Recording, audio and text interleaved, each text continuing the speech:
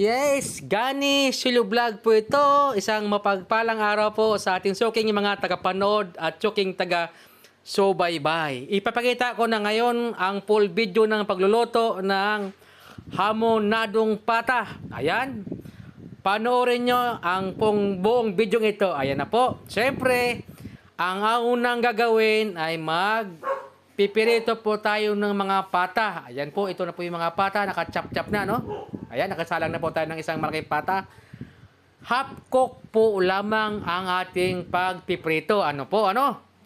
Huwag po nating sobrahan dahil ang ating purpose, i-brown lang natin ang ating mga patang pinipirito. Ayan, gumamit po tayo ng 2 kawali dahil medyo marami-rami ito para brown sabay-sabay ang ating mga pata bago natin titimplahan ng pampalasa. Ayan na po.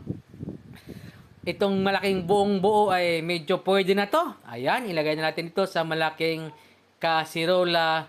Ayan. At namang itong maliliit ay atin muna ding isa lang dito sa kabilang kawali. Ayan na po. Ingat-ingat lang po dahil tumatalsik po ang mantika. Baka masunog po ang ating poging muka. Joke lang po yon. Huwag pong seryoso dahil nagpapatawa lang po tayo. Ayan na po, magigisa na po tayo ng bawang at sibuyas. Ayan. Para ilagay natin dito ang ating mga pinitong pata na na-brownish na. Ayan na po, nilagay na nga natin, no? Ayan, yung malaki. Ilagay natin dito. Ayan. Ubusin na natin. Yes. Pagkatapos nating mailagay, lagyan na natin na ito ng pampalasa. Tulad lamang po ng tuyo. Ayan. Yes. Ilagay na natin ito. Ayan. Pagkatapos na ito mailagay, pineapple juice naman ang ating isusunod na ilalagay doon sa ating nilotong hamonadong pata. Yes. Ayan, yan na nga po. Lagay na natin.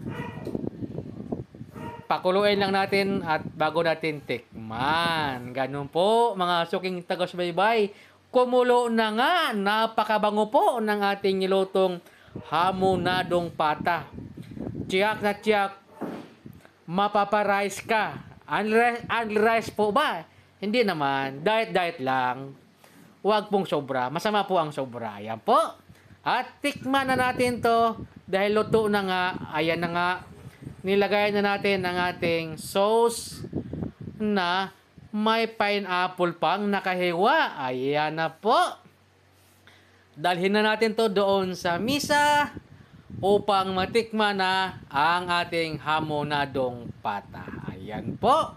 Salamat po sa inyong panonood. Kung magustuhan nyo ang video ito, paki-share lang po at don't forget follow sa aking page.